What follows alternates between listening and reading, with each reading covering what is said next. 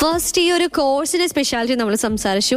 Second, നമ്മൾ ഇതിന്റെ ഒരു ഇന്റർ റിലേറ്റഡ് ആയിരിക്കുന്നത് എങ്ങനെയാണ്, അല്ലെങ്കിൽ ഈ ഒരു കോഴ്സ് ഇതിന്റെ രണ്ടും മേജറായിട്ട് നമ്മൾ പഠിക്കുന്നു. ഇത് പഠിക്കുമ്പോൾ ഉണ്ടാകുന്ന ഒരു മാറ്റം, അല്ലെങ്കിൽ എന്താണ് ഇതിന്റെ ഒരു സ്പെഷ്യാലിറ്റി, ഇത് രണ്ടും ചേരുമ്പോൾ ഉണ്ടാകുന്ന ഒരു ഗുണം, ബെനഫിറ്റ് എന്താണ് എന്നുള്ളത് നമ്മൾ കേട്ടു. അപ്പം ഈ ഒരു കോഴ്സ് പഠിക്കുന്ന ഒരു വ്യക്തിക്ക് ഇനി അവനോർ അവൾക്ക് എന്ത് ജോലിയാണ് കിട്ടാനായിട്ട് പോകുന്നത് എന്നാണ് നമ്മൾ ഇനി ചർച്ച ചെയ്യാനായിട്ട് പോകുന്നത്. സോ മാമിനോട് ഞാൻ ചോദിക്കുവാണ്, ഈ ഒരു കോഴ്സ് എടുത്ത വ്യക്തിക്ക് എന്തൊക്കെ ജോലി സാധ്യതകളാണ് ഉള്ളത്? ജേർണലിസം ഒരു ഫോക്കസ് ആയിട്ട് പഠിക്കുകയും അതിനോടൊരു പാഷൻ വേണം. നമ്മളെപ്പോഴും പറയും ജേർണലിസം സാധാരണ ഒരാൾ ഓപ്റ്റ് ചെയ്യുന്ന ഒരു സബ്ജക്റ്റ് അല്ല. അവർക്കൊരു ഏതെങ്കിലും ഒരു മാധ്യമത്തിനോട് താല്പര്യമുള്ളവരായിരിക്കും സാധാരണ രീതിയിൽ ജേർണലിസം ഓപ്റ്റ് ചെയ്യുക. അപ്പം ചിലർക്ക് എഴുതാനുള്ള അതൊരു എന്താ പറയുക, അത്തരത്തിലുള്ള ഒരു സർഗശേഷി ഉണ്ടാവാം. പിന്നെ കുറച്ച് പേർക്ക് പറഞ്ഞു കൊടുക്കാനുള്ള താല്പര്യമായിരിക്കാം ഉള്ളത്. നല്ല ശബ്ദത്തിൻ്റെ ഉടമകളൊക്കെ ആയിരിക്കാം. അതേപോലെ തന്നെ കുറച്ച് പേർക്ക് ദൃശ്യാവിഷ്കാരം, അത് അല്ലെങ്കിൽ ഒരു ന്യൂസിനെ വിഷ്വലിലൂടെയും അതേപോലെ തന്നെ ഒരു നറേഷനിലൂടെയൊക്കെ അവതരിപ്പിക്കുന്നതായിരിക്കും താല്പര്യം.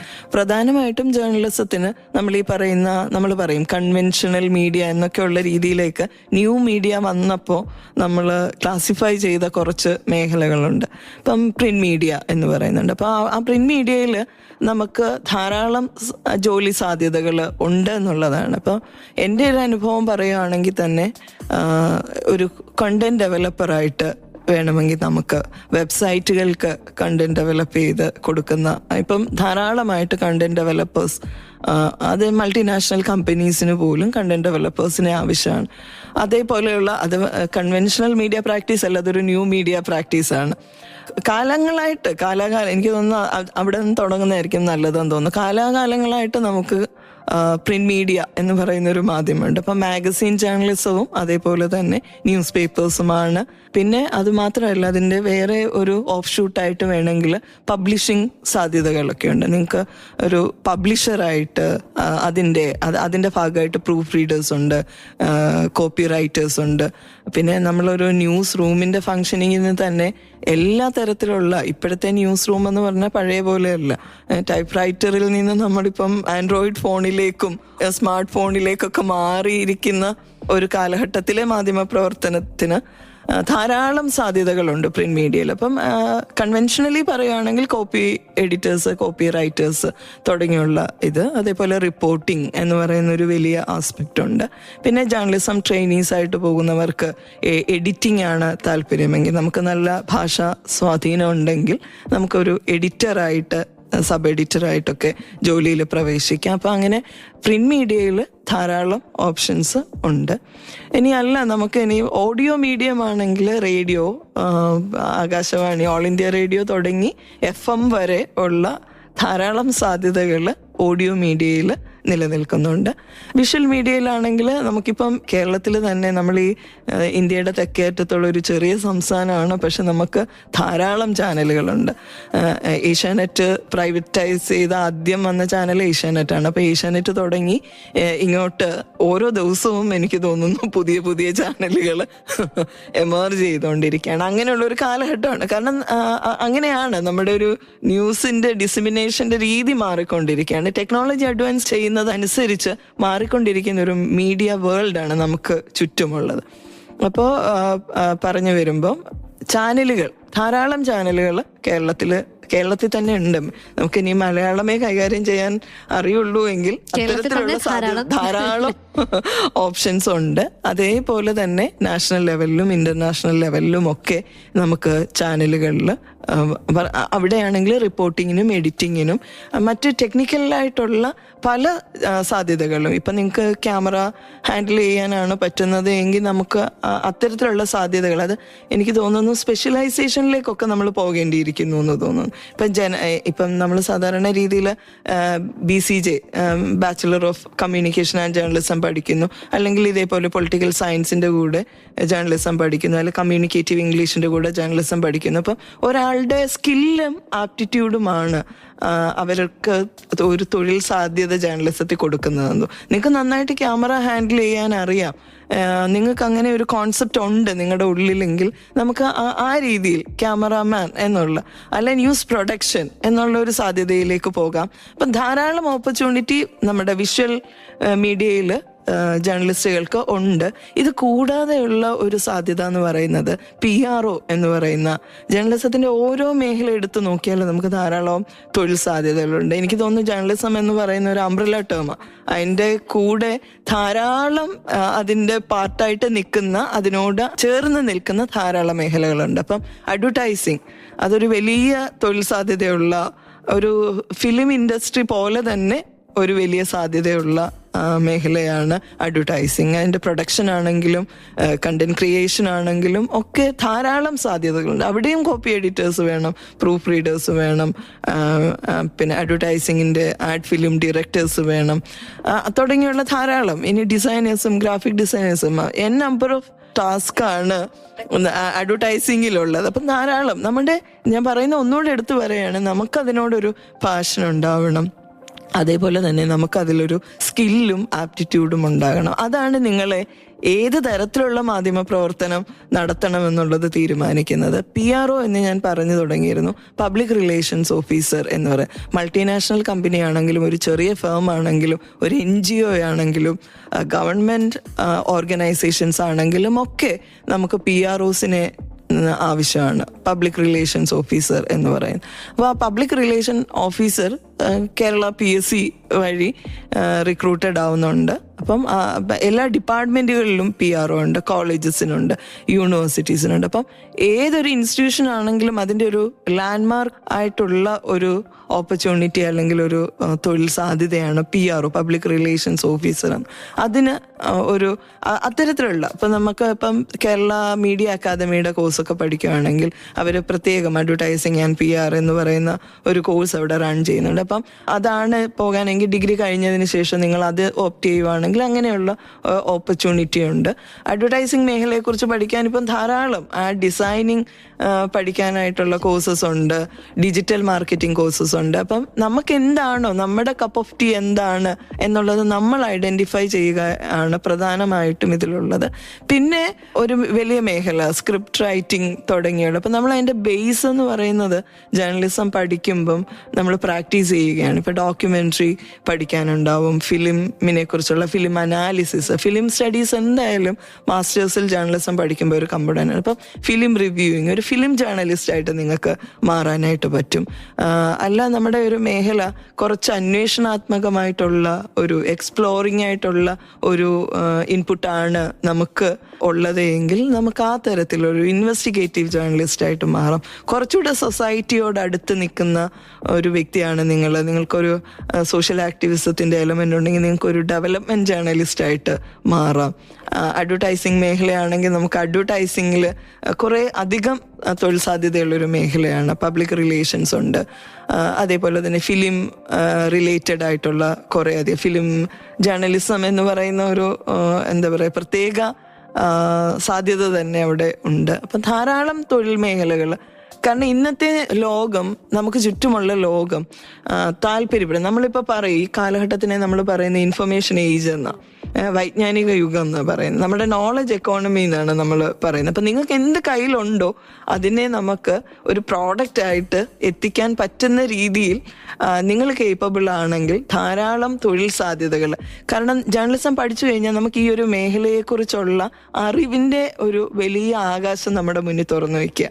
ഇപ്പം സാധാരണ ഒരു പ്യുവർ സയൻസോ അല്ലെങ്കിൽ ഏതെങ്കിലും സോഷ്യൽ സയൻസ് ഡിസിപ്ലിനോ ഒക്കെ പഠിക്കുന്ന ഒരാളെ സംബന്ധിച്ചിടത്തോളം ഇവർക്ക് ഇതിനെക്കുറിച്ചുള്ള ഒരു ധാരാളം ഓപ്ഷൻസ് ഉണ്ടെങ്കിൽ പോലും ഞാൻ അങ്ങനെ അതിനെ ഒന്ന് ഇകഴ്ത്തി പറയുകയല്ല എങ്കിൽ പോലും നമുക്കുള്ളൊരു സാധ്യതയുടെ അത്രയും അവർക്ക് ഒരു ഉണ്ടാകുമോ എന്നുള്ള ഒരു ആശങ്ക കൂടി ഞാൻ പങ്കുവയ്ക്കുകയാണ്. കാരണം ജേർണലിസത്തിൽ ധാരാളം മേഖലകളുണ്ട്. ഞാനിനി പറയാത്ത തന്നെ ധാരാളം മേഖലകളുണ്ട്. കാരണം ന്യൂ മീഡിയ എന്ന് പറയുന്നത് വേറൊരു വിശാലമായിട്ടുള്ളൊരു ടെറൈനാണ്. അപ്പം ഇത്തരത്തിലൊക്കെയുള്ള സാധ്യതകൾ ഒന്ന് മനസ്സിലാകണം എന്നുണ്ടെങ്കിൽ നമ്മൾ ഈ ഒരു ബേസിക് ജേർണലിസം കോഴ്സോ അല്ലെങ്കിൽ നമ്മുടെ ഗ്രാജുവേഷന് ശേഷം ഒരു പോസ്റ്റ് ഗ്രാജുവേഷൻ MCJ കോഴ്സൊക്കെ ചെയ്യുമ്പോഴാണ് ഇത്ര മേഖലകൾ ഇതുമായിട്ട് അസോസിയേറ്റ് ചെയ്തുണ്ട് എന്നുള്ളത് മനസ്സിലാവുന്നത്. അപ്പം ധാരാളം ജോലികൾ പ്രിന്റ് മീഡിയയിലാണെങ്കിലും ഓഡിയോ മീഡിയം ആണെങ്കിലും ഓഡിയോ വിഷ്വൽ മീഡിയം ആണെങ്കിലും കണ്ടന്റ് ഡെവലപ്പിംഗ് ആണെങ്കിലും അതേപോലെ PR അഡ്വർടൈസിങ് ധാരാളം ഓപ്പർച്യൂണിറ്റീസ് ഉണ്ട്. ഡിസൈഡ് ചെയ്യപ്പെടുന്നത് നിങ്ങളുടെ സ്കില്ലും ആപ്റ്റിറ്റ്യൂഡും പാഷനുമാണ്. ഓക്കെ, അപ്പൊ എന്തായാലും മാം ഇതിനിടയിൽ പറഞ്ഞൊരു കാര്യമാണ്, ഇറ്റ്സ് ആൻ അംബ്രല്ല ടേം ഈ ഒരു ജേർണലിസം എന്ന് പറഞ്ഞത്. അപ്പൊ ഇതിന് കീഴിൽ ഒരുപാട് മേഖലകളുണ്ട്, ഒരുപാട് ഓപ്പർച്യൂണിറ്റീസ് ഉണ്ട്. അപ്പം ഇതനുസരിച്ച് മാം അവസാനിപ്പിച്ച് നിർത്തിയത് ഇങ്ങനെയാണ്, നിങ്ങളുടെ സ്കില്ലും ആപ്റ്റിറ്റ്യൂഡും പാഷനുമാണ് നമ്മളെ ഏതിലേക്കാണ് നയിക്കുന്നത്, അല്ലെങ്കിൽ നമ്മുടെ ദൃഷ്ടി പതിക്കുന്നത് എങ്ങോട്ടാണെന്നുള്ളത് നമ്മുടെ ഉള്ളിലുള്ള ഈ സ്കിൽ, ആപ്റ്റിറ്റ്യൂഡ്, പാഷൻ ഒക്കെ കൊണ്ടാണ് എന്നുള്ളത് നമ്മൾ കേട്ടു അറിഞ്ഞു. ഇതുപോലെ തന്നെ ഈ പൊളിറ്റിക്കൽ സയൻസ് ആൻഡ് ജേർണലിസം എന്ന കോഴ്സിനെ കുറിച്ച് ഒരുപാട് കാര്യങ്ങൾ നമുക്ക് പറയേണ്ടതായിട്ടുണ്ട്. മാമിന് എന്തോ ആഡ് ഓൺ ചെയ്യണമെന്ന് ഉണ്ടല്ലേ? പുതിയ കാലത്തെ മാധ്യമ പ്രവർത്തനത്തെ കുറിച്ച് പറയാനായിട്ട് ഞാൻ വിട്ടുപോയി. ധാരാളം വെബ്സൈറ്റുകൾ, അതേപോലെ തന്നെ നമുക്ക് news portals, online media platforms ഒക്കെ ഉണ്ട്. ഇവിടെ എല്ലാം ധാരാളമായിട്ട് കണ്ടന്റ് ക്രിയേഷനും കണ്ടന്റ് ഡെവലപ്മെന്റിനും അതേപോലെ ഓൺലൈൻ ജേർണലിസത്തിന്റെ പല പ്രാക്ടീസസ് ഉണ്ട്. അപ്പം അതിനായിട്ട് ധാരാളം ആളുകളെ ആവശ്യമുണ്ട്. അപ്പം നമുക്ക് ഒരു സാധ്യത കൂടിയാണ് ഈ ഓൺലൈൻ പ്ലാറ്റ്ഫോമുകൾ. അപ്പം ധാരാളം തൊഴിൽ സാധ്യതകളുള്ള ഒരു മേഖലയാണ് ജേർണലിസം എന്ന് നമുക്ക് വളരെ ആധികാരികമായിട്ടും ശക്തമായി നമുക്ക് പറയാനായിട്ട് സാധിക്കും. ഓക്കെ, അപ്പൊ എന്തായാലും നമ്മുടെ അവസരങ്ങൾ തീരുന്നില്ല, സാധ്യതകൾ തീരുന്നില്ല. നമ്മൾക്ക് വേണ്ടത് എന്തെന്ന് നമ്മളെ മനസ്സിലാക്കി നമുക്ക് ഓപ്റ്റ് ചെയ്യാം എന്ന് ഓർമ്മിപ്പിച്ചുകൊണ്ട് ഉയരയിൽ ഇന്ന് സംസാരിച്ചുകൊണ്ടിരിക്കുന്നത് political science and journalism combination കോഴ്സിനെ കുറിച്ചാണ്. കേൾക്കാം അറിയാം ഉയരയിലൂടെ പാട്ടുകൾക്ക് ശേഷം. കൂടെയുള്ളത് ജോ ആണ്.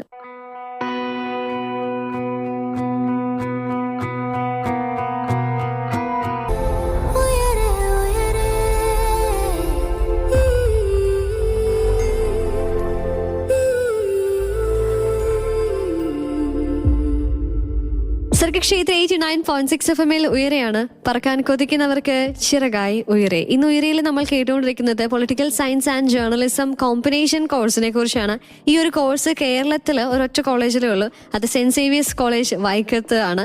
ആ ഒരു കോളേജിലെ അസിസ്റ്റന്റ് പ്രൊഫസർ ആയിട്ടുള്ള പാർവതി ചന്ദ്രൻ മാം ആണ് നമ്മുടെ കൂടെ ഉള്ളത്. മാം, നമ്മൾ ഈ ഒരു കോഴ്സിനെ കുറിച്ച് കൂടുതൽ ഡീറ്റെയിൽ ആയിട്ട് അറിഞ്ഞുകൊണ്ടേയിരിക്കുകയാണ്. അപ്പം ഇനി ചോദിക്കാനായിട്ടുള്ളത്, ഈ ഒരു കോഴ്സിൽ എന്തൊക്കെയാണ് നമ്മൾ പഠിക്കുന്നത്, സിലബസിൽ എന്തൊക്കെയാണ് അടങ്ങിയിട്ടുള്ളത്? ഒരു ബേസിക് ലെവലിലുള്ള ജേർണലിസത്തിന്റെ എല്ലാ മേഖലകളെ കുറിച്ചുള്ള ഒരു ധാരണ ഡെവലപ്പ് ചെയ്യുന്ന രീതിയിലാണ് കോഴ്സിന്റെ കരിക്കുലം ഡിസൈൻ ചെയ്തിരിക്കുന്നത്. അപ്പം പറയുകയാണെങ്കിൽ നമ്മൾ ഇപ്പം ചെയ്തുകൊണ്ടിരിക്കുന്നതാണെങ്കിലും എനിക്ക് തോന്നുന്നു നമ്മുടെ ഒരു പ്രൈമറി നീഡായിട്ട് നമ്മളിപ്പം ഐഡന്റിഫൈ ചെയ്യുന്നത്, എനിക്ക് തോന്നുന്നു ഏറ്റവും കൂടുതൽ ആളുകൾക്ക് ഇപ്പം സ്ക്രീൻ ടൈം ആയിരിക്കും ഉള്ളത്. നമ്മൾ എന്താണ് നമ്മുടെയൊക്കെ ഏറ്റവും കൂടുതൽ സമയം നമ്മൾ എന്തിനു വേണ്ടിയിട്ടാണ് ചെലവാക്കുന്നതെന്ന് ചോദിച്ചു കഴിഞ്ഞാൽ നമ്മൾ ഓൺലൈൻ പ്ലാറ്റ്ഫോമുകളിലായിരിക്കും. അതേപോലെ തന്നെ നമ്മുടെ സ്ക്രീൻ ടൈമാണ്. നമ്മുടെ ഒരു ബയോളജിക്കൽ ക്ലോക്കൊക്കെ ഒന്ന് വെറുതെ ഇവാലുവേറ്റ് ചെയ്ത് കഴിഞ്ഞാൽ നമുക്ക് സ്ക്രീൻ ടൈമാണ് ഏറ്റവും കൂടുതലുള്ളത്. അപ്പോൾ നമ്മൾ ജേർണലിസത്തിൽ ഒരു ബേസിക് ധാരണ എന്തൊക്കെയാണ് മീഡിയ ആക്ടിവിറ്റീസ് അല്ലെങ്കിൽ ഒരു ജേർണലിസ്റ്റിക് ആക്ടിവിറ്റീസ് എന്തൊക്കെയാണെന്നുള്ളതിനെ കുറിച്ചുള്ളൊരു അടിസ്ഥാന ധാരണയാണ്. ഒരു അഡ്വാൻസ്ഡ് ആയിട്ടുള്ള ലെവലിലേക്ക് നമുക്ക് പോകാൻ പറ്റുന്നില്ലെങ്കിൽ പോലും ഏറ്റവും അനിവാര്യത ഞാൻ ഈ പറഞ്ഞു തുടങ്ങിയത് നമ്മുടെ സ്ക്രീൻ ടൈമിനെ കുറിച്ചാണ്. അപ്പൊ കമ്മ്യൂണിക്കേഷൻ എന്ന് പറയുന്ന ഒരു ആസ്പെക്ട് ഇല്ലാതെ നമുക്ക് അചിന്തനീയമായിട്ടുള്ളൊരു ജീവിതാവസ്ഥയാണ് നമുക്ക് ചുറ്റുമുള്ളത്. ഇപ്പം നമ്മൾ ചെയ്തുകൊണ്ടിരിക്കുന്നതും കമ്മ്യൂണിക്കേഷനാണ്. അറിയുകയും പറയുകയും ഒക്കെ ചെയ്തുകൊണ്ട് ആണ് നമ്മുടെ ജീവിതം മുന്നോട്ട് പോകുന്നത്. അപ്പോൾ കമ്മ്യൂണിക്കേഷൻ എന്ന് പറയുന്ന ഒരു അതിൻ്റെ ഒരു മാഗ്നിറ്റ്യൂഡ് എന്താണ് വാട്ട് ഈസ് കമ്മ്യൂണിക്കേഷൻ തുടങ്ങി അതിൻ്റെ ഡിഫറെൻറ്റ് ഡിമെൻഷൻസിനെ കുറിച്ച് നമ്മൾ പഠിക്കുന്നുണ്ട്. അതേപോലെ അതിൻ്റെ തിയററ്റിക്കൽ പെർസ്പെക്റ്റീവ്സും അതും അറിയണമല്ലോ. നമുക്കൊരു സബ്ജക്റ്റിനെ കുറിച്ചുള്ളൊരു ധാരണ കംപ്ലീറ്റ് ആകുന്ന അതിൻ്റെ ഒരു സൈദ്ധാന്തികമായിട്ടുള്ള കാര്യങ്ങളും കൂടി മനസ്സിലാക്കുമ്പോഴാണ്. അപ്പോൾ തിയററ്റിക്കൽ പെർസ്പെക്റ്റീവ്സ് ഉണ്ട്. അതേപോലെ തന്നെ ജേർണലിസത്തിൻ്റെ ബേസിക് കമ്പോണൻസ് ആയിട്ടുള്ള ജേർണലിസത്തിൻ്റെ എസൻസ് എന്ന് പറയുന്നത് കളക്ഷൻ ഓഫ് ന്യൂസാണ്. അതായത് റിപ്പോർട്ടിങ്ങിനെ കുറിച്ചുള്ള പഠനമുണ്ട്. അതേപോലെ തന്നെ റിപ്പോർട്ടിംഗ് കഴിഞ്ഞാൽ അടുത്തത് പ്രൊഡക്ഷൻ ഓഫ് ന്യൂസ് എന്നൊക്കെ പറയുന്ന ആസ്പെക്റ്റിൽ ന്യൂസ് എഡിറ്റിംഗ് നമ്മൾ പഠിപ്പിക്കുന്നുണ്ട്. അത് എല്ലാത്തിൻ്റെയും, അതായത് എങ്ങനെയാണ് പ്രിന്റ് മീഡിയയിൽ എഡിറ്റിംഗ് നടക്കുന്നത്, ഓഡിയോ വിഷ്വൽ മീഡിയയിൽ എങ്ങനെയാണ്, ഓഡിയോ മീഡിയയിൽ എങ്ങനെയാണ് എഡിറ്റിംഗ്, ആ എഡിറ്റിങ്ങിൻ്റെ ബേസിക് കോൺസെപ്റ്റ്സ് ഒക്കെ നമ്മൾ കരിക്കുലത്തിൽ ഉൾപ്പെടുത്തിയിട്ടുണ്ട്. പിന്നെ ഒരു മേജർ ഷെയർ ജേർണലിസവുമായിട്ട് ഡയറക്റ്റായിട്ട് ബന്ധമില്ലെങ്കിലും ജേർണലിസത്തിൻ്റെ ഓഫ് ഷൂട്ടായിട്ട് നമ്മൾ കണക്കാക്കുന്ന അഡ്വർടൈസിങ് എന്ന് പറയുന്ന അഡ്വർടൈസിങ്ങിനെ കുറിച്ച് ഒരു ആഡ് കോപ്പി റൈറ്റിംഗ്, ഒരു ആഡ് ഫിലിം മേക്കിംഗ് തുടങ്ങിയുള്ള കാര്യങ്ങളൊക്കെ നമ്മൾ പഠിക്കുകയും പ്രാക്ടീസ് ചെയ്യുകയും ചെയ്യുന്നുണ്ട്. അതേപോലെ തന്നെ പബ്ലിക് റിലേഷൻസ് അതൊരു വലിയൊരു ഏരിയയാണ് നമുക്ക്. അപ്പം അതിനെക്കുറിച്ചുള്ള പഠനം PR നമ്മൾ പഠിക്കുന്നുണ്ട്. പിന്നെ നമ്മുടെ പ്രാക്ടീസിങ് ജേർണലിസം, ഇപ്പം ഡിജിറ്റൽ ലിറ്ററസി, ഇപ്പോഴും കുറച്ചുകൂടെ അഡ്വാൻസ്ഡ് ആയിട്ട് നമ്മൾ AIN മീഡിയ തുടങ്ങിയുള്ള, ഇപ്പം നമ്മൾ ചാറ്റ് GPT-യിലാണല്ലോ എല്ലാവരും, അല്ലെങ്കിൽ മെറ്റ AI ഒക്കെ ആയിരിക്കുമല്ലോ നമ്മൾ നമ്മുടെ കണ്ടന്റ് ക്രിയേഷന് വേണ്ടിയിട്ട്. അപ്പം അത് കുറച്ചുകൂടി ഇഫക്റ്റീവായിട്ട് എങ്ങനെ യൂട്ടിലൈസ് ചെയ്യാം, ഫാക്ട് ചെക്കിങ് എങ്ങനെ നടത്താം തുടങ്ങിയുള്ള ഒരു മീഡിയ ലിറ്ററസി എന്ന് പറയുന്ന ഒരു വലിയ സാധ്യതയുണ്ട്, ഒരു സങ്കല്പമുണ്ട്. അപ്പം അതിനെക്കുറിച്ചുള്ള ഈ FIUGPയിൽ ഇത്തരത്തിലുള്ള കോഴ്സുകളിലൂടെ നമ്മൾ conventional editing, reporting, advertising, PR അല്ലാതെ കുറച്ചുകൂടി ഒരു ഡിജിറ്റൽ മീഡിയ പ്ലാറ്റ്ഫോമുകളിലുള്ള ജേർണലിസ്റ്റിക് എക്സസൈസസിനെ കുറിച്ചുള്ള കുറച്ച് കമ്പോണൻസ് കൂടി നമ്മൾ ജേർണലിസത്തിൽ ഉൾപ്പെടുത്തിയിട്ടുണ്ട്. ഇതേപോലെ തന്നെ പൊളിറ്റിക്കൽ സയൻസിനെ ഞാൻ പറഞ്ഞു ഈക്വൽ വെയിറ്റ് ആണ് നമ്മൾ കരിക്കുലത്തിൽ ഉൾപ്പെടുത്തിയിട്ടുള്ളത്. അപ്പം പൊളിറ്റിക്കൽ സയൻസിൻ്റെ എല്ലാ ബേസിക് കോൺസെപ്റ്റ്സും, ലൈക്ക് പൊളിറ്റിക്കൽ സയൻസിൻ്റെ ഒരു പേഴ്സ്പെക്റ്റീവ് എന്താണെന്നുള്ളത്, എന്താണ് സോഷ്യൽ സയൻസ്, എങ്ങനെയാണ് ഫിലോസഫിയിൽ നിന്ന് സോഷ്യൽ സയൻസ് എമർജ് ചെയ്ത് അതൊരു പൊളിറ്റിക്കൽ സയൻസ് എന്ന് പറയുന്ന ഒരു അക്കാദമിക് ഡിസിപ്ലിനായിട്ട് രൂപപ്പെട്ടത് തുടങ്ങിയുള്ള ഒരു ചരിത്രം, ഒരു പേഴ്സ്പെക്റ്റീവ് ഡെവലപ്പ് ചെയ്യുന്നുണ്ട്. ഒരു സ്റ്റുഡൻറ്റിനെ സംബന്ധിച്ചിടത്തോളം പഠിക്കുന്ന സബ്ജക്റ്റിൻ്റെ ഒരു ഡെവലപ്മെൻറ്റ് എങ്ങനെയാണെന്നുള്ളതിനെ കുറിച്ചുള്ളൊരു ധാരണ ഉണ്ടാവണമല്ലോ. അതേപോലെ തന്നെ ഇന്ത്യൻ പൊളിറ്റിക്കൽ തോട്ടും വെസ്റ്റേൺ പൊളിറ്റിക്കൽ തോട്ട് തുടങ്ങിയുള്ള നമ്മുടെ പൊളിറ്റിക്കൽ സയൻസിൻ്റെ ഒരു കോർ ഏരിയ ഡിഗ്രിയിലൂടെ ഈ അണ്ടർ ഗ്രാജുവേറ്റ് കോഴ്സിൻ്റെ ഭാഗമായിട്ട് വയ്ക്കുന്നുണ്ട്. പിന്നെയുള്ള ഒരു പോർഷൻ എന്ന് പറഞ്ഞാൽ നമുക്ക് ഏറ്റവും അത്യാവശ്യമായിട്ട് നമ്മൾ നിരന്തരം ഇടപെടലുകൾ നടത്തുന്ന ലോയുടെ ഒരു കമ്പണൻറ്റ്. ഇപ്പോൾ ജേർണലിസത്തിലാണെങ്കിൽ മീഡിയ ലോ, ഇവിടെ ഹ്യൂമൻ റൈറ്റ്സ് എന്നുള്ള ഒരു പെർസ്പെക്റ്റീവാണ്. പിന്നെ എൻവയോൺമെൻറ്റൽ റിലേറ്റഡ് ആയിട്ടുള്ള, അത് UGCയുടെ നിർദ്ദേശപ്രകാരമായിട്ടുള്ള ഒരു കമ്പണൻ്റ് ഉണ്ട്. കാരണം നമ്മളൊരു എക്കോ ഫ്രണ്ട്ലി ഫിലോസഫി ഒക്കെ ഡെവലപ്പ് ചെയ്യേണ്ടത്, ആ ഒരു എക്കോ ഫ്രണ്ട്ലിനെസ് ഡെവലപ്പ് ചെയ്യുന്ന രീതിയിൽ ഹ്യൂമൻ റൈറ്റ്സും അതേപോലെ എൻവയോൺമെൻറ്റൽ റൈറ്റ്സും നമ്മൾ ഈവൻ ആനിമൽ റൈറ്റ്സും ഒക്കെ അതിൻ്റെ ഭാഗമായിട്ട് ഡിസ്കസ് ചെയ്യപ്പെടുന്നുണ്ട്. അപ്പോൾ അത്തരത്തിലുണ്ട്. പിന്നെ ഏറ്റവും പൊളിറ്റിക്കൽ സയൻസിൽ ഇൻ്റർനാഷണൽ റിലേഷൻസ് എന്ന് പറയുന്ന ഒരു മേഖലയുണ്ടല്ലോ. അപ്പോൾ അത് നമ്മുടെ കോഴ്സിൻ്റെ ഭാഗമായിട്ട് അതിൻ്റെ പേപ്പേഴ്സ്, ഇൻ്റർനാഷണൽ റിലേഷൻസ്, നമ്മുടെ ഒരു ഗ്ലോബൽ വ്യൂ ഡെവലപ്പ് ചെയ്യാനായിട്ടുള്ള സാധ്യമാകുന്ന രീതിയിലുള്ള ഇൻ്റർനാഷണൽ റിലേഷൻസ് ഉണ്ട്. പിന്നെ ഏറ്റവും കൂടുതൽ പൊളിറ്റിക്കൽ സയൻസിൻ്റെ പ്രാക്ടിക്കൽ ആപ്ലിക്കേഷൻ വരുന്ന പബ്ലിക് അഡ്മിനിസ്ട്രേഷനിലാണ്. പബ്ലിക് അഡ്മിനിസ്ട്രേഷൻ സാധാരണ ഡിഗ്രി ലെവലിലൊക്കെ പബ്ലിക് അഡ്മിനിസ്ട്രേഷൻ്റെ കോഴ്സസ് ഉണ്ട്, PGയിലും PG പബ്ലിക് അഡ്മിനിസ്ട്രേഷനൊക്കെ ഉണ്ട്. എങ്കിൽ പോലും ഇവിടെ പൊളിറ്റിക്കൽ സയൻസിൽ നമ്മൾ പബ്ലിക് അഡ്മിനിസ്ട്രേഷനും ഗവേണൻസും ഗവേണൻസ് തുടങ്ങിയുള്ള കുറേ അധികം വിഷയങ്ങൾ കൂടി നമ്മുടെ കരിക്കുലത്തിന്റെ ഭാഗമായിട്ട് ഉൾപ്പെടുത്തിയിട്ടുണ്ട്.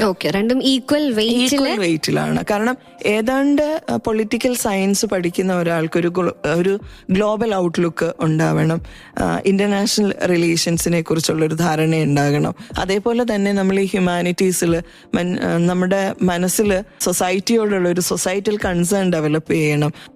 ആ ഒരു താല്പര്യത്തോടു കൂടി അത് ലക്ഷ്യം വെച്ചുകൊണ്ട് ആണ് ഈ ഹ്യൂമൻ റൈറ്റ്സും എൻവയോൺമെന്റൽ റൈറ്റ്സും ഒക്കെ കരിക്കുലത്തിന്റെ ഭാഗമായിട്ട് ഉൾപ്പെടുത്തിയിട്ടുള്ളത്. അതേപോലെ തന്നെ തോട്ട്സ്, പൊളിറ്റിക്കൽ തിയറീസ് ആണ് നമ്മൾ ധാരാളമായിട്ട് പൊളിറ്റിക്കൽ സയൻസിൽ റിസർച്ചിനും ഒക്കെ ആയിട്ടുള്ള അത്തരത്തിലുള്ള ഒരു ബേസിക് നോളജ് ഡെവലപ്പ് ചെയ്യുന്നതിന് വേണ്ടി വെസ്റ്റേൺ ഇന്ത്യൻ പൊളിറ്റിക്കൽ തോട്ടും ഒക്കെ ഇതിന്റെ ഭാഗമായിട്ട് വരുന്നുണ്ട്.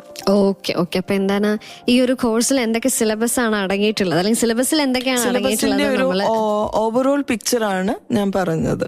ഒരു കാര്യം കൂടി ഞാൻ വിട്ടുപോയതാണ്, ഇന്ത്യൻ കോൺസ്റ്റിറ്റ്യൂഷനെ കുറിച്ച് നമ്മൾ പഠിക്കുന്നുണ്ട്. ഇപ്പം ഇന്ത്യൻ കോൺസ്റ്റിറ്റ്യൂഷനെ കുറിച്ച് പഠിക്കുകയാണെങ്കിൽ അതിൻ്റെ ഒരു കോൺസ്റ്റിറ്റ്യൂഷൻ്റെ ഡ്രാഫ്റ്റിംഗ് കമ്മിറ്റിയെ കുറിച്ചും അതിൻ്റെ ഒരു ചരിത്രവും അതേപോലെ തന്നെ നമ്മുടെ ഫണ്ടമെന്റൽ റൈറ്റ്സും തുടങ്ങിയുള്ള കാര്യങ്ങൾ, ഒരു ബേസിക് നോളജ് ഇന്ത്യൻ കോൺസ്റ്റിറ്റ്യൂഷനെ കുറിച്ച് കിട്ടുന്ന രീതിയിലുള്ള ഒരു കമ്പണന്റ് കൂടി സിലബസിൽ ഉൾപ്പെടുത്തിയിട്ടുണ്ട്. ഓക്കെ. അപ്പം പൊളിറ്റിക്കൽ സയൻസിനും ജേർണലിസത്തിനും ഈക്വൽ വെയിറ്റ് കൊടുത്തുകൊണ്ടാണ് നമ്മുടെ സിലബസ് ഇൻക്ലൂഡ് ചെയ്തിട്ടുള്ളത്. അപ്പം എന്നാലും എന്തൊക്കെയാണ് ഈ ഒരു കോഴ്സിൽ പഠിക്കുന്നത് എന്നുള്ളത് നമ്മൾ കേട്ടു. അപ്പം ഈ ഒരു കോഴ്സ് പഠിക്കുന്ന ഒരു വ്യക്തിക്ക് എങ്ങനെ ഇത് ഉപകാരപ്രദമാക്കാം എന്നുള്ളതും കൂടിയാണ് നമ്മൾ കേട്ടുകൊണ്ടിരിക്കുന്നത്. കാരണം ഇപ്പോൾ നമ്മൾ പോകുന്നൊരു അക്കാഡമിയിൽ പോകുന്ന ഏറ്റവും മേജർ ആയിട്ടുള്ള ഒരു ഫാക്ടർ 4 year UG പ്രോഗ്രാം തന്നെയാണ്. അപ്പം ഈ ഒരു 4 year UG പ്രോഗ്രാമിൽ ഈ ഒരു കോഴ്സ് നമുക്ക് എങ്ങനെ ഒരു സ്റ്റുഡന്റിനെ ഏറ്റവും ബെനിഫിഷ്യൽ ആക്കി മാറ്റാം എന്നുള്ളത് കേട്ടറിയാം. So keep on listening to Sarga Kshetra 89.6 FM. കൂടെ ഉള്ളത് ജോ ആണ്.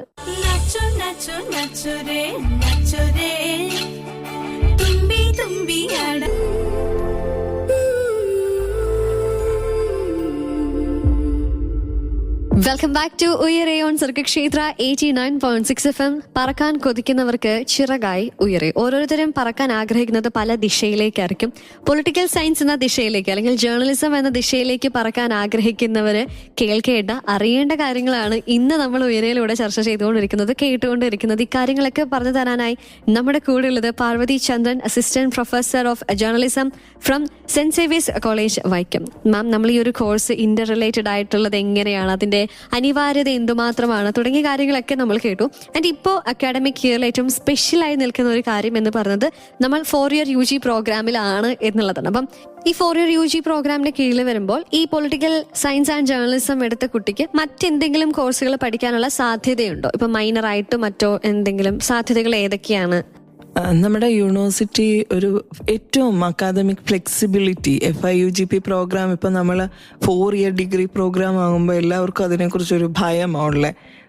കാരണം നമ്മൾ ഇതുവരെ നമ്മുടെ ഒരു ചരിത്രത്തിൽ 3 year ആയിരുന്നു.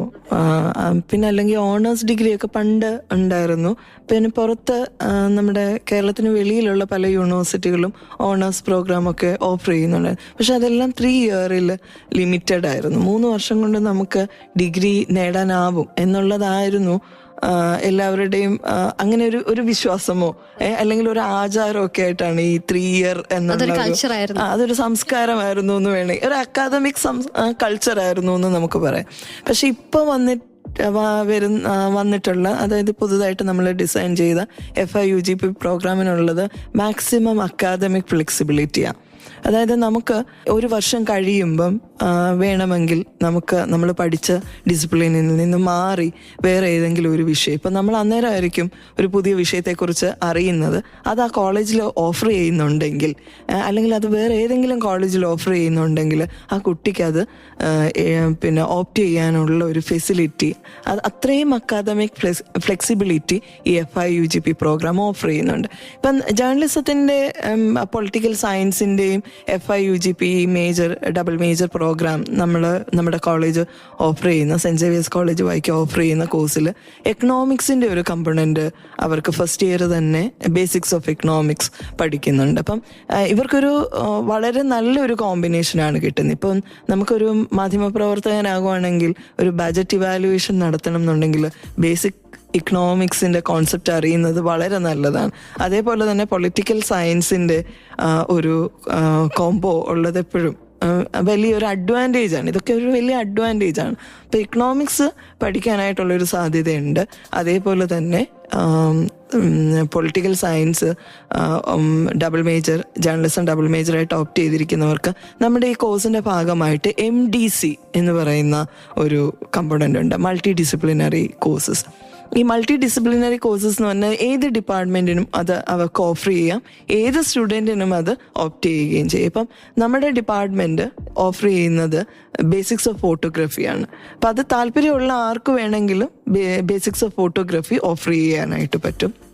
നമ്മുടെ കുട്ടികൾ തന്നെ ഇപ്പം ഫസ്റ്റ് ഇയർ FI UGP പ്രോഗ്രാമിലുള്ള അവരെല്ലാവരും താല്പര്യപ്പെട്ട ബേസിക്സ് ഓഫ് ഫോട്ടോഗ്രാഫി തന്നെ എടുത്തിരിക്കും. കാരണം നമ്മളിപ്പം നമ്മൾ പറയുമല്ലോ സെൽഫി തുടങ്ങി കാൻഡിഡ് മൊമെന്റ്സ് ഒക്കെ ഫ്രീസ് ചെയ്താണല്ലോ നമ്മുടെ ലൈഫ് എല്ലാ ദിവസവും തന്നെ മുന്നോട്ട് പോകുന്നത്. ചെറിഷ് ചെയ്യാനായിട്ട് കാര്യങ്ങൾ നമ്മുടെ ഓർമ്മകളൊക്കെ നമ്മളിപ്പോ ഫ്രീസ് ചെയ്ത് നമ്മുടെ ആൻഡ്രോയിഡ് ഫോണിലോ സ്മാർട്ട് ഫോണിലോ ഒക്കെ സൂക്ഷിക്കുന്ന ഒരു ആദ്യമായിട്ട് കേൾക്കും കേട്ടോ, നമ്മുടെ ഓർമ്മകളെ ഫ്രീസ് ഫ്രീസ് ചെയ്ത് വെക്കുകയാണ് നമ്മൾ വളരെ കാലം. ഇപ്പൊ റെഫ്രിജറേറ്ററിലൊക്കെ നമ്മളൊരു സാധനങ്ങൾ പ്രിസർവ് ചെയ്യുന്ന പോലെ നമ്മൾ ഫ്രീസ് ചെയ്ത് വെക്കുന്ന, എനിക്ക് അങ്ങനെയാണ് തോന്നിയിട്ടുള്ളത്. അപ്പം ഇത്തരത്തിൽ നല്ലൊരു ഫോട്ടോ എങ്ങനെ എടുക്കാം, അതൊരു ആഗ്രഹമാണല്ലോ. നമ്മളെപ്പോഴും നമ്മളെ തന്നെ ഫോട്ടോ എടുക്കുമ്പോൾ, അത് സെൽഫി എടുക്കുമ്പോഴാണെങ്കിലും വേറൊരാൾ എടുക്കുമ്പോഴാണെങ്കിലും, നമ്മൾ ആര് ഫോട്ടോ എടുത്താലും ആദ്യം നോക്കുന്നത് നമ്മൾ എവിടെയാ പ്ലേസ് ചെയ്തിരിക്കുന്നത്, ബെസ്റ്റ് നമ്മളാണോ ബെസ്റ്റ് ആംഗിൾ ആണോ എന്നൊക്കെ ഉള്ളതാണ്. അപ്പം ഈ ഫോട്ടോഗ്രാഫി പലർക്കും അതൊരു പാഷനാണ്. അപ്പം ഈ നമ്മളുടെ ജേർണലിസത്തിന്റെ ഒരു MDC ആയിട്ട് ബേസിക്സ് ഓഫ് ഫോട്ടോഗ്രാഫിയാണ് നമ്മൾ പ്രൊവൈഡ് ചെയ്യുന്നത്, അതേപോലെ ഓഫർ ചെയ്യുന്നത്. അതേപോലെ തന്നെ വേറൊരു MDC നമ്മളുടെ ഡിപ്പാർട്ട്മെന്റ് ഓഫർ ചെയ്യുന്നത് നമ്മുടെ ഡിജിറ്റൽ മീഡിയ ലിറ്ററസിയാണ്. നമ്മൾ പറയും നമ്മളിപ്പോൾ സത്യാനന്തര കാലഘട്ടത്തിലാണ് ജീവിക്കുന്നത്, പോസ്റ്റ് ട്രൂത്ത് ഇറയാണ്, ഇൻഫർമേഷൻ ഏജ് ആണ്. അതേപോലെ തന്നെ നമുക്ക് സത്യം എന്താണെന്നുള്ളത് അത് ഇപ്പോഴല്ല അത്തരത്തിലുള്ള ഒരു അന്വേഷണം തുടങ്ങിയത്. നമ്മൾ അതിനെക്കുറിച്ച് ചിന്തിക്കുകയാണെങ്കിൽ വാട്ടർ ലിപ്മാൻ എന്ന് പറയുന്ന ആളിലേക്കും പ്രൊപ്പഗാൻഡ കമ്മ്യൂണിക്കേഷൻ എന്ന് പറയുന്ന അതിനെക്കുറിച്ചൊക്കെയുള്ള തിയറി പറയുമ്പോൾ ന്യൂസ് ട്രൂത്ത് അല്ല എന്ന് ആദ്യമായിട്ട് ഡിക്ലെയർ ചെയ്ത ആളാണ്. പക്ഷെ നമ്മളിപ്പോഴും ന്യൂസിനെ സത്യസന്ധമാണ് എന്നുള്ള ഒരു പെർസ്പെക്റ്റീവിലാണ് പോകുന്നത്. അപ്പം അത്തരത്തിൽ നമ്മുടെ മുന്നിൽ എത്തുന്ന, അത് ധാരാളമായിട്ട് ഇപ്പോൾ എത്തുന്നത് എനിക്ക് തോന്നുന്നു റീൽസിലൂടെയൊക്കെയാണെന്ന് തോന്നുന്നു. പലരും ഒരു ഫുൾ ന്യൂസ് ടെലികാസ്റ്റ് ഒന്നും ഇരുന്ന് കാണുന്നോ, അല്ലെ 1 hour ഡിബേറ്റ് ഒന്നും ഒരിക്കലും ഇരുന്ന് കാണാനുള്ള ഒരു ക്ഷമയോ സാവകാശമോ പ്രത്യേകിച്ച് യങ്ങർ ജനറേഷൻ ഒന്നുമില്ല. അപ്പം നമ്മുടെ മുന്നിൽ എത്തുന്നത് എന്ത് കണ്ടന്റ് ആണെന്നുള്ളതും അതേപോലെ അതിനകത്ത് എത്രമാത്രം വാസ്തവം ഉണ്ട് എന്നുള്ളതിനെ കുറിച്ചുള്ള ഒരു ധാരണ.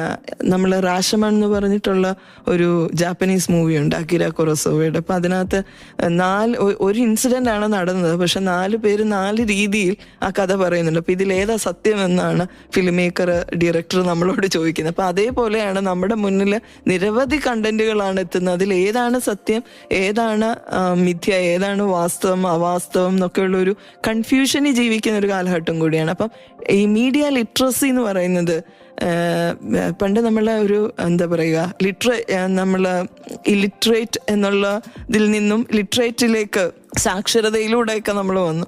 ഇപ്പം വേണ്ട ഒരു സാക്ഷരത അതിനുശേഷം വന്ന ഡിജിറ്റൽ ലിറ്ററസി ആയിരുന്നു. ഇപ്പം വേണ്ടത് മീഡിയ ലിറ്ററസിയാണ്. കാരണം നമ്മൾ സറൗണ്ട് ചെയ്തിരിക്കുന്നത് പലതരത്തിലുള്ള മാധ്യമങ്ങൾ ആണ് നമുക്ക് ചുറ്റുമുള്ളത്. അപ്പം അതിൽ വരുന്ന കണ്ടന്റ് ശരിയാണോ തെറ്റാണോ എന്നുള്ളത് ഒന്ന് ഇവാലുവേറ്റ് ചെയ്യാൻ, ഒന്ന് ജഡ്ജ്മെന്റൽ ആവാനായിട്ട് ആർക്കും, അതായത് ഒരു ഗ്രാജുവേറ്റ് സ്റ്റുഡൻറ്റിനെ പ്രേരിപ്പിക്കുന്ന രീതിയിലുള്ള ഒരു സാധ്യതയാണ് നമ്മൾ ഓഫർ ചെയ്യുന്ന മീഡിയ ലിറ്ററസി. പിന്നെയുള്ള ഒരു വളരെ അട്രാക്റ്റീവായിട്ടുള്ള ഒരു കോഴ്സ് കമ്പണൻ്റ് ആണ് മൊബൈൽ ജേർണലിസം.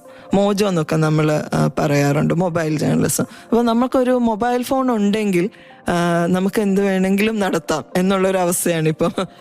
ഏത് തരത്തിലുള്ള മാധ്യമ പ്രവർത്തനത്തിനും നിങ്ങൾക്ക് നല്ല ക്യാമറയുള്ള അല്ലെ പിക്സൽ ഉള്ള നല്ല വിഷ്വൽ ക്വാളിറ്റി ഉള്ള സൗണ്ട് റെക്കോർഡിംഗ് സാധ്യതയുള്ള ഒരു ഒരു സ്മാർട്ട് ഫോൺ ഉണ്ടെങ്കിൽ നമുക്ക് ജേർണലിസം നടത്താൻ പറ്റുമോ? ഇപ്പം വ്ളോഗേഴ്സിൻ്റെ ഒക്കെ കാലഘട്ടമാണ്. വ്ളോഗേഴ്സിൽ നിന്നും വ്ളോഗേഴ്സിലേട്ടൊക്കെ നമ്മൾ മാറി കൂടുതലും കൺവെൻഷണൽ മീഡിയയിൽ നിന്നും നമ്മൾ ഡിജിറ്റൽ മീഡിയയിലേക്കുള്ളൊരു കൺവേർഷൻ നടന്നു. ഇനിയും നമ്മൾ ഓഗ്മെന്റഡ് റിയാലിറ്റിയുടെ കാലഘട്ടത്തിൽ ജീവിക്കുകയാണ്. അപ്പം ധാരാളം സാധ്യതകൾ നമ്മുടെ മുന്നിൽ ഉണ്ട്. AI ടൂൾസ് ധാരാളമായിട്ട് നമ്മൾ കണ്ടന്റ് ജനറേഷന് ഉപയോഗിക്കുന്നുണ്ട്. അപ്പം ആ ഒരു കാലഘട്ടത്തിൽ മീഡിയ ലിറ്ററസി ഒരു അനിവാര്യതയാണ്, ഒരു എസെൻഷ്യൽ കമ്പോണൻ്റ് ആണ്. അപ്പം അതിനുള്ള ഒരു ബേസിക് നോളജ് ജനറേഷനുള്ള കോഴ്സും നമ്മൾ ഓഫർ ചെയ്യുന്നുണ്ട്. അപ്പം ഈ മൾട്ടി ഡിസിപ്ലിനറി കോഴ്സസ് MDC എന്നാണ് നമ്മൾ പറയുക. ഈ മൾട്ടി ഡിസിപ്ലിനറി കോഴ്സസിലൂടെയാണ് കുറച്ചുകൂടെ നമ്മുടെ അറിവിൻ്റെ ആകാശം വലുതാക്കാൻ FI UGP പ്രോഗ്രാമുകൾ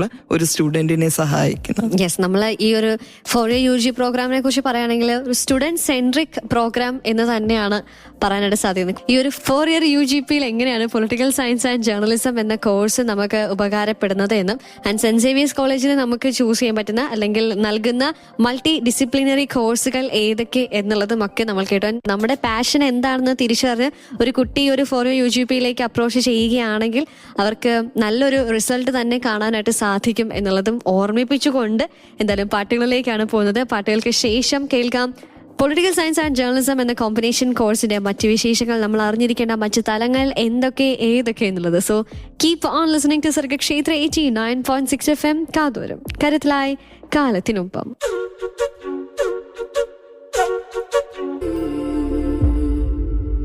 സർഗക്ഷേത്ര 89.6 FM-ൽ ഉയരെയാണ്. പറക്കാൻ കൊതിക്കുന്നവർക്ക് ചിറകായി ഉയരെ. ഇന്ന് ഉയരയിൽ പൊളിറ്റിക്കൽ സയൻസ് ആൻഡ് ജേർണലിസം എന്ന കോമ്പിനേഷൻ കോഴ്സിനെ കുറിച്ചാണ് കേട്ടുകൊണ്ടിരിക്കുന്നത്. 4 year UG പ്രോഗ്രാമിന്റെ കീഴിൽ ഈ കോഴ്സ് നമുക്ക് എങ്ങനെ ഉപകാരപ്രദമാക്കാം എന്നുള്ളത് നമ്മൾ കേട്ടു. ഇതിന് ശേഷം ഇനി എന്ത് എന്ന് ചിന്തിക്കുന്നുണ്ടെങ്കിൽ അതിന് ഉത്തരവുമായിട്ട് ഇതാ ഇവിടെ മാം റെഡിയാണ്. We have a special guest Parvathy Chandran, assistant professor of journalism from saint Xavier's college Vaikom. Ma'am, നമ്മൾ 4 year UG പ്രോഗ്രാമിനെ നമുക്ക് എങ്ങനെ ഈ ഒരു കോഴ്സുമായിട്ട് ബന്ധപ്പെടുത്തി നമുക്ക് ഉപകാരപ്രദമാക്കാം എന്നുള്ളത് കേട്ടു. ഇപ്പോൾ ഒരു സംശയം പലർക്കും ഉണ്ടായിരിക്കും, ഇതിന് ശേഷം വാട്ട് നെക്സ്റ്റ് എന്നുള്ളത്. ഇപ്പം നമുക്ക് വേണമെങ്കിൽ നെറ്റ് എഴുതാമെന്നും റിസർച്ച് ചെയ്യാമെന്നും വേണമെങ്കിൽ 1 year PG കോഴ്സ് എടുക്കാം എന്നൊക്കെ കേട്ടു. അപ്പം ഈ ഒരു പൊളിറ്റിക്കൽ സയൻസ് ആൻഡ് ജേർണലിസം മെയിനായിട്ട് എടുത്ത കുട്ടികൾക്ക് ഈ ഒരു കോഴ്സ് ചൂസ് ചെയ്തൊരു കുട്ടിക്ക് എന്താണ് നെക്സ്റ്റ് ഓപ്ഷൻ, പഠന സാധ്യത എന്തൊക്കെയാണ്? നമുക്ക് ഈ ഒരു കോഴ്സിന്റെ പ്രത്യേകത കൊണ്ട് തന്നെ ധാരാളം PG കോഴ്സസ്, അതായത് കുറെ അധികം അക്കാദമിക് ഡിസിപ്ലിനിലേക്ക് അഡ്മിഷൻ കിട്ടുന്നതിന് ലഭ്യമായ രീതിയിൽ നമുക്ക് വേണമെങ്കിൽ ഈ കോഴ്സിന്റെ ഒരു സാധ്യതയെ വേണമെങ്കിൽ നിർവചിക്കാൻ പറ്റും. അതായത് ഇപ്പം BA പൊളിറ്റിക്കൽ സയൻസ് ആയതുകൊണ്ട് തന്നെ അവർക്ക് ഇന്റർനാഷണൽ റിലേഷൻസിൽ PG ചെയ്യാം. MG യൂണിവേഴ്സിറ്റി ഒക്കെ അത് ഓഫർ ചെയ്യുന്നുണ്ട്. അതേപോലെ തന്നെ പബ്ലിക് അഡ്മിനിസ്ട്രേഷൻ ഓപ്റ്റ് ചെയ്യാം. MA political science, Gandhian studies, അങ്ങനെ സോഷ്യൽ സയൻസിലുള്ള ഏതാണ്ട് മാസ്റ്റേഴ്സ് കോഴ്സസ് ഒക്കെ ചെയ്യാം. അതേപോലെ തന്നെ ഇപ്പം ജേർണലിസത്തിന്റെ സാധ്യതകളാണെങ്കിൽ മാസ് കമ്മ്യൂണിക്കേഷൻ ആൻഡ് ജേർണലിസത്തിന്റെ PG സാധ്യതയുണ്ട്. അതേപോലെ തന്നെ അഡ്വർടൈസിങ് എടുത്ത് പഠിക്കാം, PR എടുത്ത് പഠിക്കാം, പബ്ലിക് അഡ്മിനിസ്ട്രേഷൻ ഇതിൻ്റെ ഒരു കമ്പണന്റ്. ഇപ്പോഴത്തെ നമ്മുടെ ഒരു അക്കാദമിക് കരിക്കുലം എന്ന് പറയുന്നത് ഈ ആഫ്റ്റർ FI UGP അതിനെക്കുറിച്ചുള്ളൊരു എന്താ പറയുക അടിസ്ഥാന ധാരണകൾ മാത്രമേ നമുക്ക് ഇന്ന് നിലനിൽക്കുന്നുള്ളൂ. അപ്പം അത് 1 വർഷം കൊണ്ടാണ്. ഇനിയും അടുത്ത PG എന്ന് പറയുന്നത് നമ്മൾ കൺവെൻഷനലി 2 years ആയിരുന്നു. അപ്പോൾ അതേപോലെ ഈ FI UGP കഴിഞ്ഞ ഒരാൾക്ക് 1 വർഷം കൊണ്ട് PG കംപ്ലീറ്റ് ചെയ്യാൻ സാധിക്കുമെന്ന് പറയുന്നുണ്ട്. അതേപോലെ തന്നെ റിസർച്ചിനുള്ള സാധ്യതകൾ, ഇപ്പം നമ്മുടെ political science and journalism combination പഠിക്കുമ്പോൾ പൊളിറ്റിക്കൽ സയൻസിനെ കുറിച്ചും ജേർണലിസത്തെ കുറിച്ചുമുള്ള ബേസിക് ധാരണകളൊക്കെ ഡെവലപ്പ് ചെയ്യുന്നതുകൊണ്ട് MCJ കഴിഞ്ഞാൽ communication research, mass media studies തുടങ്ങിയുള്ള കാര്യങ്ങളൊക്കെ പഠിക്കാം. പൊളിറ്റിക്കൽ സയൻസിൻ്റെ ഞാൻ മുമ്പ് പറഞ്ഞിട്ടുള്ള മേഖലകളിലൊക്കെ റിസർച്ച് ചെയ്യാനൊക്കെയുള്ള ആംപിൾ ഓപ്പർച്യൂണിറ്റീസ് നമ്മുടെ കോഴ്സ് പ്രൊവൈഡ് ചെയ്യുന്നുണ്ട്. പിന്നെ അതേപോലെ തന്നെ ഇപ്പം MSW-നാണെങ്കിലും ഒരു സൊസൈറ്റിയെക്കുറിച്ചും മീഡിയയെക്കുറിച്ചും ഒക്കെയുള്ള ഒരു ജനറൽ അവയർനെസ് ഉള്ളത് കൊണ്ട് ഏത് സോഷ്യൽ സയൻസ് ഡിസിപ്ലിനിൽ പോയാലും കുറച്ചുകൂടെ ഒരു ധാരണയോട്, കുറച്ചുകൂടെ ഒരു ഒബ്ജക്റ്റീവായിട്ട് അതിനെ വിലയിരുത്താനും പഠിക്കാനും ഒക്കെയുള്ള ഒരു ഗ്രൗണ്ട് നോളജ്, ഒരു ഗ്രൂമിങ് ഈ കോഴ്സിലൂടെ സാധ്യമാകും എന്നാണ് ഞാൻ വിശ്വസിക്കുന്നത്.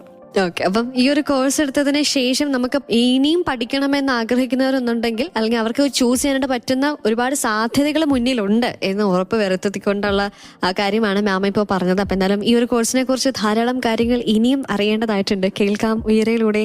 So keep on listening to Sargakshetra 89.6 FM കാതോരം കരുതലായി കാലത്തിനൊപ്പം.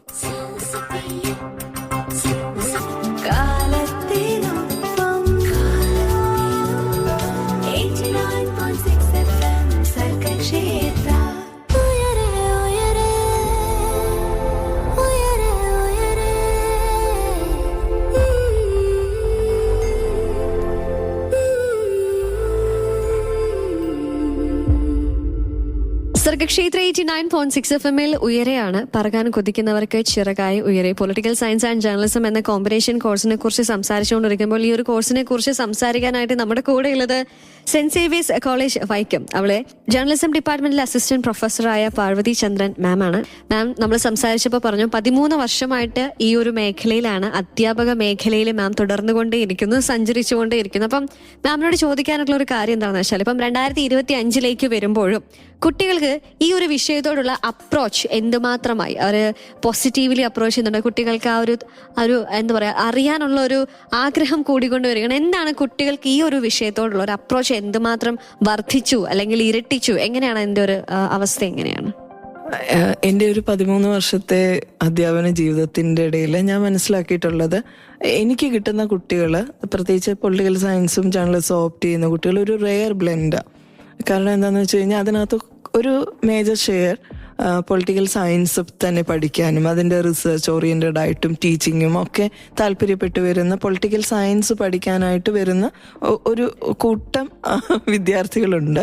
അതേപോലെ തന്നെ ജേർണലിസത്തിൻ്റെ സാധ്യതകളും അതിനോടൊരു പാഷനും, പലരും ഈ ന്യൂസ് ചാനലിലെ ആങ്കറിങ് ഒക്കെ കണ്ട് അങ്ങനെ ഒരു ലൈം ലൈറ്റിൽ നിൽക്കാനുള്ള ഒരു താല്പര്യം കൊണ്ട് ജേർണലിസം ഓപ്റ്റ് ചെയ്ത് വരുന്ന കുട്ടികളും ധാരാളമുണ്ട്. ഓരോ ബാച്ചിലും എനിക്കൊരു 5 സ്റ്റുഡൻസ് എങ്കിലും ജേർണലിസം വീണ്ടും അവരുടെ കരിയർ ജേർണലിസ്റ്റായിട്ട് താല്പര്യപ്പെടുന്ന ഒരു 5 പേരെങ്കിലും എൻ്റെ ഒരു ബാച്ച്. ഇതൊരു റെയർ കോമ്പിനേഷൻ കൂടിയാണ്. ഞാൻ പറഞ്ഞു പൊളിറ്റിക്കൽ സയൻസ് താല്പര്യപ്പെട്ട് വരുന്നവരുണ്ട് എങ്കിൽ പോലും ഓരോ ബാച്ച് എടുത്ത് നോക്കിയാലും ഒരു 5 പേരെങ്കിലും മീഡിയ പ്രൊഫഷൻ പാഷനോടെ തന്നെ കൈകാര്യം ചെയ്യാനായിട്ട് താല്പര്യപ്പെട്ട് വരുന്നവരുണ്ട്. അതേപോലെ തന്നെ ഒരു ഡൈവേഴ്സ് ആയിട്ടുള്ള ഒരു ഗ്രൂപ്പാണ് എപ്പോഴും എൻ്റെ ക്ലാസ്സുകൾ എന്ന് പറയുന്നത്. കാരണം കേരളത്തിൽ ഏതാണ്ട് ഇപ്പം നമ്മുടെ എൻ്റെ കോളേജ് ഒന്ന് ചുമ്മാതെ എടുത്ത് നോക്കുകയാണെങ്കിൽ പല സ്ഥലത്തു നിന്ന്, ഇപ്പം എൻ്റെ ഫസ്റ്റ് ഇയർ FIUGP ബാച്ച് എടുത്തേക്കുന്നത് എനിക്ക് തോന്നുന്നു വൈക്കം, കോളേജ് വൈക്കത്താണല്ലോ, വൈക്കം അതിൻ്റെ പരിസര പ്രദേശങ്ങളിൽ നിന്നായിട്ട് 1-2 പേര് മാത്രമേ ഉള്ളൂ. കണ്ണൂരിൽ നിന്നും പിന്നെ തൃശ്ശൂരിൽ നിന്നും അതേപോലെ തന്നെ പത്തനംതിട്ടയിൽ നിന്നും ഒക്കെയുള്ള കുട്ടികൾ ഈ ഒരു ഈ വിഷയത്തിനോടുള്ളൊരു താല്പര്യം കാരണം അങ്ങനെ നമുക്കൊരു കുറച്ചുകൂടെ ഒരു ഡൈവേഴ്സിറ്റി ഇത്തരത്തിൽ, അതായത് ഒരു കേരളത്തിന്റെ പല ഭാഗത്തു നിന്നുള്ള കുട്ടികൾ ഇത് ഓപ്റ്റ് ചെയ്ത് വരുന്നുണ്ട് എന്നുള്ളതൊരു വലിയ സന്തോഷമാണ്. നമ്മൾക്കുള്ളൊരു ഇൻസ്പിറേഷൻ കൂടിയാണത്. കാരണം ഇവര് MG യൂണിവേഴ്സിറ്റിയുടെ വെബ്സൈറ്റ് നോക്കുമ്പം ഇങ്ങനെ ഒരു കോഴ്സിനെ കുറിച്ച് അറിയുന്നു, ഇങ്ങനെ ഒരു കോളേജിനെ കുറിച്ച് അറിയുന്നു. അപ്പം ഡെലിബറേറ്റ് ആയിട്ട് നമ്മൾ കോളേജിനെ പ്രൊമോട്ട് ചെയ്യാനുള്ള ഒരു പ്രചാരവേലകളോ ഒന്നും വളരെ പരിമിതമായിട്ടൊക്കെ നടക്കുന്നുള്ളൂ. അതുകൊണ്ട് തന്നെ ഇത്തരത്തിൽ വെബ്സൈറ്റിൽ നോക്കിയിട്ട് ഈ ജേർണലിസം കമ്പോണന്റ് കോഴ്സിന്റെ ഭാഗമായിട്ടുള്ളത് കൊണ്ട് കുറെ അധികം കുട്ടികൾ അത് താല്പര്യപ്പെട്ട് വരുന്നുണ്ടെന്നുള്ളത് നമ്മുടെ ഒരു വ്യക്തിപരമായിട്ടുള്ള ഒരു സന്തോഷം കൂടിയാണ്. ഇത്തരത്തിലുള്ള പല സ്ഥലങ്ങളിൽ നിന്നുള്ള ഒരു കുട്ടികൾ ഒരു ഹോമോജീനിറ്റി മാറിയിട്ട് ഒരു ഹെട്രോജീനിയസ് ആയിട്ടുള്ള ഒരു ഗ്രൂപ്പിനെ ഇൻട്രൊഡ്യൂസ് ചെയ്യാൻ പറ്റുന്നു, അല്ലെ അവരോട് ഇന്ററാക്ട് ചെയ്യാൻ പറ്റുന്നു, എല്ലാ ദിവസവും പറ്റുന്നു എന്നുള്ളത് കൊണ്ട് തന്നെ അതൊരു വലിയ സന്തോഷമാണ്. ഓക്കെ, അപ്പം ഞാൻ പറഞ്ഞു വരുന്നത് നമുക്ക് കുട്ടികൾക്ക് ഈ ഒരു വിഷയത്തോടുള്ള ഒരു ഇഷ്ടം കൂടി വന്നുകൊണ്ടേ ഇരിക്കുന്നു എന്നുള്ളത് തന്നെയാണ്. നമ്മൾ കൂടുതലായിട്ട് നമ്മുടെ ജീവിതത്തിൽ മീഡിയ ഇടപെട്ടുകൊണ്ടിരിക്കുന്ന ഇതാണ്. അങ്ങനെയുള്ള ഒരു ജീവിത സാഹചര്യമൊക്കെ ആണല്ലോ നമുക്കപ്പം. അതിൽ നിന്ന് മാറി നമുക്കൊരു ലൈഫ് ഇല്ലല്ലോ. കാരണം രാവിലെ എഴുന്നേൽക്കുമ്പോൾ നമ്മുടെ വീട്ടില് സിറ്റ് ഔട്ടിലോ അല്ലെങ്കിൽ വാതിലിന്റെ ഫ്രണ്ടിലോ പത്രം നമ്മളെ കാത്ത് കിടക്കുന്നു. അതിന്റെ വെറുതെ കണ്ണങ്ങോട്ട് നോക്കുകയാണെന്നുണ്ടെങ്കിൽ ഏതെങ്കിലും ഒരു പോസ്റ്ററെങ്കിലും അല്ലെ ബാനറെങ്കിലും കാണാത്ത ഒരവസ്ഥയില്ല. റോഡിലൂടെ ഇറങ്ങി നടക്കുവാണെങ്കിൽ നിരവധി പരസ്യങ്ങളിലൂടെയുള്ള ഒരു സഞ്ചാരമാണ്. ഫിലിമിന്റെ പോസ്റ്ററെങ്കിലും കാണാത്ത, ഫോൺ എടുക്കുമ്പോൾ നമുക്ക് റീൽസ് വരും, പരസ്യം വരും. യൂട്യൂബ് കണ്ടന്റ് ഓപ്പൺ ആക്കുവാണെങ്കിൽ ആദ്യം വരുന്നത് പരസ്യമായിരിക്കും, പിന്നെ ആയിരിക്കും ന്യൂസ് എത്തുക. അപ്പൊ ഇത്തരത്തിൽ ഏത് രീതിയിലാണെങ്കിലും നമ്മുടെ ജീവിതം ഇതുമായിട്ട് കണക്റ്റഡ് ആണ്. അപ്പം അതുകൊണ്ട് തന്നെ ആവാം ജേർണലിസം പഠിക്കാൻ താല്പര്യപ്പെടുന്ന ഒരു കൂട്ടം കുട്ടികൾ നമ്മുടെ കോളേജിലേക്ക് എത്തുന്നുണ്ട്. പിന്നെ എനിക്ക് തോന്നുന്നത്, ഇപ്പം ഞാൻ പറഞ്ഞല്ലോ, ഇപ്പം എൻ്റെ കോളേജിലാണെങ്കിലും പത്തനംതിട്ടയിൽ നിന്നും തിരുവനന്തപുരത്തു നിന്നും ഒക്കെയുള്ള കുട്ടികൾ നമ്മുടെ ഡിപ്പാർട്ട്മെൻറ്റിലുണ്ട്. അപ്പം അതിൻ്റെ ഒരു പ്രത്യേകത എന്ന് എനിക്ക് തോന്നിയിട്ടുള്ളത്, അല്ലെങ്കിൽ +2 ഈ ജേർണലിസം പലരും എന്താണെന്ന് പഠിക്കുന്നില്ല എന്നുള്ളതാണ്. +2 ജേർണലിസം പഠിക്കുന്നുണ്ട്, പക്ഷെ അത് പഠിക്കുന്നത് വളരെ കുറച്ചാണ് നമ്മുടെ ഈ സെൻട്രൽ ട്രാവൻകൂറിലോ അല്ലെങ്കിൽ സദേൺ പാർട്ട് ഓഫ് കേരള വളരെ ലിമിറ്റഡ് ആയിട്ട് മാത്രമേ സ്കൂളുകളിൽ +2 ജേർണലിസം എന്നുള്ളൊരു വിഷയം പഠിപ്പിക്കുന്നുള്ളൂ. അവരതിനെക്കുറിച്ച് അറിയുന്നത് അപ്പം ഈ ഡിഗ്രി ലെവലിലൊക്കെ വരുമ്പോഴാണ്. അതേസമയം PG ലെവലിലേക്ക് പോകുമ്പം എൻട്രൻസ് എഴുതിയിട്ടാണെങ്കിൽ പോലും ഇപ്പം ഞാൻ പറഞ്ഞു, ഞാൻ BSc കെമിസ്ട്രി ആയിരുന്നു. അപ്പം എനിക്ക് ഈ ജേർണലിസം എന്നുള്ളൊരു പാഷൻ കൊണ്ടാണ് ഞാൻ മാസ്റ്റേഴ്സിൽ ജേർണലിസം ഓപ്റ്റ് ചെയ്യുന്നത്. അപ്പം ഡിഗ്രി ലെവലിലാണ് നമുക്ക് ഇതിനെക്കുറിച്ചുള്ള ഒരു ധാരണ ഉണ്ടാകുന്നത്. അതേസമയം നമ്മുടെ നോർത്തേൺ കേരള, മലപ്പുറം, പിന്നെ തൃശ്ശൂർ അപ്പുറത്തേക്ക് എത്തുമ്പോൾ ധാരാളം സ്കൂളുകളിൽ ജേർണലിസം പഠിക്കുന്നുണ്ട്. അപ്പം അതുകൊണ്ട് തന്നെ കുട്ടികൾ കുറച്ചുകൂടെ അവർക്കൊരു അവയർനെസ് ഉണ്ട്, ഒരു ബേസിക് അവയർനെസ് ഉണ്ട്. വാട്ട് ഈസ് ജേർണലിസം, അല്ലെ എന്താണ് മീഡിയ ആക്ടിവിറ്റീസ് എന്തൊക്കെയാണ് എന്നുള്ളതിനെക്കുറിച്ച്, അല്ലെ മീഡിയ സ്റ്റഡീസ് എന്താണെന്നുള്ളതിനെക്കുറിച്ചുള്ള ബേസിക് നോളജ് അവർക്ക് +2 തലത്തിൽ തന്നെ കിട്ടുന്നുണ്ട്. അപ്പോൾ ഇവിടെയുള്ള കുട്ടികൾ എനിക്ക് തോന്നുന്നു വെബ്സൈറ്റ് ഒക്കെ എടുത്ത് നോക്കുമ്പോഴാണ് പൊളിറ്റിക്കൽ സയൻസ് ജേർണലിസം ഇങ്ങനൊരു കോമ്പിനേഷൻ കണ്ട്. പിന്നെ എൻ്റെ ഒരു 13 വർഷത്തെ അധ്യാപന ജീവിതത്തിൽ ചിലവരെങ്കിലും പൊളിറ്റിക്കൽ സയൻസ് താല്പര്യപ്പെട്ട് വരുന്ന ചില കുട്ടികളൊക്കെ ഉണ്ട്. അപ്പോൾ അത് കഴിഞ്ഞിട്ട് അവർ കോഴ്സ് കഴിയാറാകുമ്പം ജേർണലിസം ഓപ്റ്റ് ചെയ്യാറുണ്ട്. അതുകൊണ്ടാണ് ഒരു ഡൈവേഴ്സ് ആയിട്ടുള്ള ഒരു, അതായത് അവർക്ക് ഇതിനെ കുറിച്ചൊരു, ഞാൻ പറഞ്ഞത് ഇത് മാത്രമാണ്. കാരണം നമ്മുടെ അടുത്തുള്ള +2 സ്കൂളുകളിലൊന്നും ജേർണലിസം പാഠ്യവിഷയത്തിന്റെ ഭാഗമായിട്ടില്ലാത്തത് കൊണ്ട്, അതെ ഇപ്പം എനിക്ക് തോന്നുന്നു ഏറ്റവും അടുത്തുള്ളത് തൃപ്പൂണിത്തുറ അടുത്ത് ഉദയംപേരൂർ ആണോ പൂത്തോട്ടയാണോ, അവിടെ ഒരു സ്കൂളിൽ +2 ജേർണലിസം ഉള്ളതായിട്ട് ഞാൻ കേട്ടിട്ടുണ്ട്. അപ്പം അതല്ലാതെ ഈ വിസിനിറ്റിയിലൊന്നും നമുക്ക് ഇത് കാണാനായിട്ട് പറ്റുന്നില്ല. ഹ്യൂമാനിറ്റീസിന്റെ കൂടെ ജേർണലിസം കമ്പോണന്റ് ഉൾപ്പെടുത്തിയിട്ടില്ല. അപ്പം അതുകൊണ്ട് തന്നെ ഇവർ ഡിഗ്രിക്ക് പോകുമ്പോഴാണ് ഇതിനെക്കുറിച്ചൊരു ബേസിക് അവയർനെസ് ഉണ്ടാവുന്നത്. അപ്പോൾ അതുകൊണ്ട് തന്നെ കോഴ്സ് എടുത്തതിന് ശേഷം പൊളിറ്റിക്കൽ സയൻസ് പഠിക്കാൻ താല്പര്യപ്പെട്ട് വരുന്ന ചിലരെങ്കിലും ഒരു ബെയർ മിനിമം ആണ് എങ്കിൽ പോലും അവർ താല്പര്യപ്പെടുന്നുണ്ട് ജേർണലിസം അവരുടെ ഹയർ ഓപ്ഷനായിട്ട് സ്വീകരിക്കുന്നു. എനിക്കൊന്നത് എന്തുകൊണ്ടും നല്ലതാണ് അല്ലേ. കാരണം പൊളിറ്റിക്കൽ സയൻസ് ഇഷ്ടപ്പെട്ട് വന്ന് ജേർണലിസം ഇഷ്ടപ്പെട്ട്, രണ്ട് ഇഷ്ടങ്ങളും ഒരുമിച്ച് പഠിച്ചിറങ്ങുന്ന ഒരവസ്ഥ അല്ലേ. പൊളിറ്റിക്കൽ സയൻസ് ആണെങ്കിലും ജേർണലിസം ആണെങ്കിലും അവർക്കൊരു ധാരണ ഈ ചുറ്റുമുള്ള ലോകത്തെ കുറിച്ച് ഉണ്ടാവുന്നുണ്ട് എന്നുള്ളതാണ് ഏറ്റവും വലിയ സന്തോഷം. നമ്മളൊരു വിഷയം പഠിക്കുക എന്നുള്ളത് സെക്കൻഡറി ആയിട്ടുള്ളൊരു കാര്യമാണ്. ഓക്കെ, അപ്പൊ എന്തായാലും പൊളിറ്റിക്കൽ സയൻസ് ആൻഡ് ജേർണലിസം എന്ന കോമ്പിനേഷൻ കുട്ടികൾ എന്തുമാത്രം ചൂസ് ചെയ്യുന്നു, അല്ലെങ്കിൽ അവർക്ക് അതിനോടുള്ള താല്പര്യം എന്തുമാത്രമാണ് എന്നുള്ളത് നമ്മളെ കേട്ടപ്പോൾ തന്നെ കുട്ടികൾ വളരെ ഇൻട്രസ്റ്റോട് കൂടെ തന്നെ ഈ ഒരു കോഴ്സിനെ അപ്രോച്ച് ചെയ്യുന്നു. ആൻഡ് ഈ ഒരു കോഴ്സ് എടുത്തു കഴിയുമ്പോൾ ഇപ്പം മാം പറഞ്ഞു പൊളിറ്റിക്കൽ സയൻസ് വന്നതിന് ശേഷം, അല്ലെങ്കിൽ പൊളിറ്റിക്കൽ സയൻസ് പഠിക്കാൻ വന്ന് ജേർണലിസം ഇഷ്ടപ്പെട്ട് അത് പിന്നീട് മെയിൻ ആയിട്ട് എടുക്കുന്ന ആളുകൾ, അങ്ങനെ ഡൈവേഴ്സ് ആയിട്ടുള്ള കുട്ടികൾ, അല്ലെങ്കിൽ അങ്ങനെ പല അനുഭവങ്ങൾ മാം കാണുന്നു എന്നൊക്കെ ഇങ്ങനെ പറഞ്ഞു. അപ്പം ഈ ഒരു കോഴ്സിനെ കുറിച്ച് നമ്മൾ ഇനി കുറച്ച് കാര്യങ്ങളോട് മാമിനോട് ചോദിച്ചറിയേണ്ടതായിട്ടുണ്ട്. എന്തായാലും തീരുന്നില്ല, അറിവുകളൊന്നും ഇവിടെ തീരുന്നില്ല എന്ന് ഓർമ്മിപ്പിച്ചുകൊണ്ട് പാട്ടുകളിലേക്കാണ് പോകുന്നത്. പാട്ടുകൾക്ക് ശേഷം കേൾക്കാം അറിയാം. കൂടെയുള്ളത് ജോ ആണ്.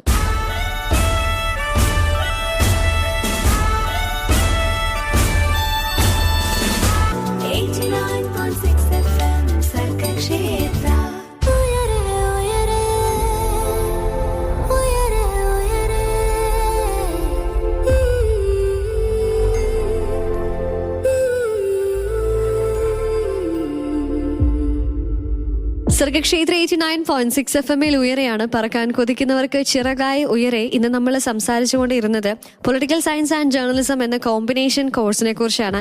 ഈ ഒരു കോഴ്സ് അല്ലെങ്കിൽ ഈ ഒരു കോമ്പിനേഷൻ എന്തുമാത്രം ഇന്റർ റിലേറ്റഡ് ആണ് എന്നുള്ളതും അതിന്റെ അനിവാര്യത എന്തുമാത്രമാണ് എന്നുള്ളതും ഒക്കെ തുടങ്ങി ഒരുപാട് കാര്യങ്ങൾ നമ്മൾ കേട്ടു. ഈ ഒരു കോഴ്സ് എടുത്തതിന് ശേഷം എന്തൊക്കെ ജോലി സാധ്യതകളാണ് അവർക്ക് ലഭിക്കുന്നത് എന്നൊക്കെ നമ്മൾ കേട്ട് അറിഞ്ഞു വരുമ്പോൾ ഈ ഒരു കോഴ്സിനെ കുറിച്ച് എനിക്കിനി അറിയേണ്ടതായിട്ടുള്ളത്, ഇപ്പൊ ഒരു കോഴ്സ് അറിഞ്ഞോ അറിയാതെ ഇപ്പൊ ഒരാള് അല്ലെങ്കിൽ ഒരു വ്യക്തി, ഒരു കുട്ടി, ഒരു വിദ്യാർത്ഥി അത് പഠിക്കുകയാണെങ്കിൽ അവരുടെ ഒരു സ്വഭാവ രൂപീകരണത്തിൽ ചിന്താഗതിക്കൊക്കെ മാറ്റം വരും എന്നുള്ളത്. ഇപ്പൊ നമ്മള് ഇപ്പം ഇംഗ്ലീഷ് ലിറ്ററേച്ചർ ആയിക്കോട്ടെ, അല്ലെങ്കിൽ ജേർണലിസം ആയിക്കോട്ടെ, പൊളിറ്റിക്കൽ സയൻസ് ആയിക്കോട്ടെ, ഏതൊരു കോഴ്സും പഠിക്കുന്ന വ്യക്തിയുടെ ഒരു പെർസ്പെക്റ്റീവ് മാറും. അപ്പം ഈ ഒരു പൊളിറ്റിക്കൽ സയൻസ് ആൻഡ് ജേർണലിസം എന്ന കോഴ്സ് ഓപ്റ്റ് ചെയ്ത കുട്ടിയുടെ ചിന്താഗതി അല്ലെങ്കിൽ വ്യക്തി റീഫോർമേഷൻ, ഇപ്പൊ പേഴ്സണൽ റീഫോർമേഷൻ എങ്ങനെ മാറ്റം വരുത്താനായിട്ട് സാധിക്കും, ഇൻഫ്ലുവൻസ് ചെയ്യുന്നത് എങ്ങനെ എന്ന് അറിയേണ്ടതായിട്ടുണ്ട്. അപ്പം എനിക്ക് തോന്നുന്നു മാമിനോട് തന്നെ അത് ചോദിച്ചറിയാം. സോ യെസ്, നമുക്ക് ഉത്തരം പറയാനായിട്ട് നമ്മുടെ കൂടെയുള്ള special guest Parvathy Chandran, assistant professor of journalism from saint Xavier's college Vaikom. Ma'am, എങ്ങനെയാണ്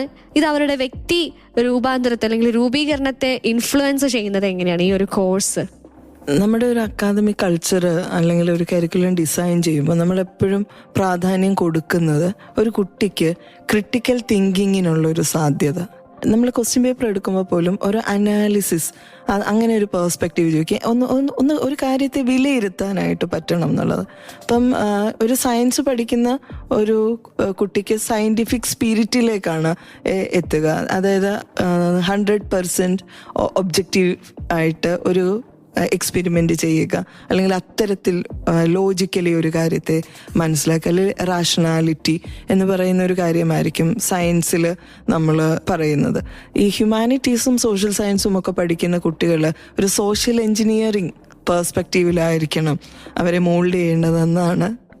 ആ രീതിയിലാണ് നമ്മുടെ എല്ലാ കരിക്കുലവും ഡിസൈൻ ചെയ്തിരിക്കുന്നത്. അപ്പം പ്രത്യേകിച്ച് പൊളിറ്റിക്കൽ സയൻസോ ജേർണലിസമോ ഓപ്റ്റ് ചെയ്യുന്ന ഒരു കുട്ടി അവൻ ചുറ്റുമുള്ളതിനെ എങ്ങനെയാണ് ഇതൊക്കെ നിർമ്മിക്കപ്പെടുന്നത് എന്നാണ് പഠിക്കുന്നത്.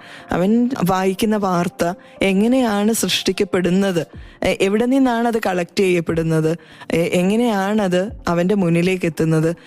നമ്മൾ ജേർണലിസം പഠിപ്പിക്കുമ്പം റിപ്പോർട്ടിംഗ് ആണെങ്കിലും എഡിറ്റിംഗ് ആണെങ്കിലും പഠിപ്പിക്കുമ്പോൾ നമ്മൾ പറയും ന്യൂസ് ആംഗിൾ എന്നൊരു കാര്യമുണ്ട്. ആ ന്യൂസ് ആംഗിൾ വേറൊരാൾ സെറ്റ് ചെയ്യുന്നത്.